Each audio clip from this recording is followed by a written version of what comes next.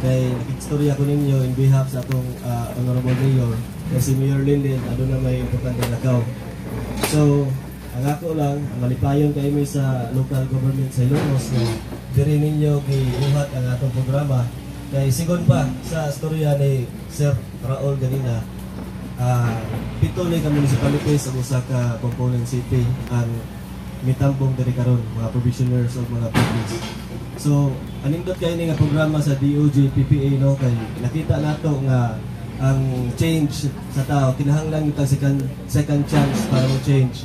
Di lamang tungod pinaagi sa punishment, kundi pinaagi aning programa karon nga maka-create pag og livelihood.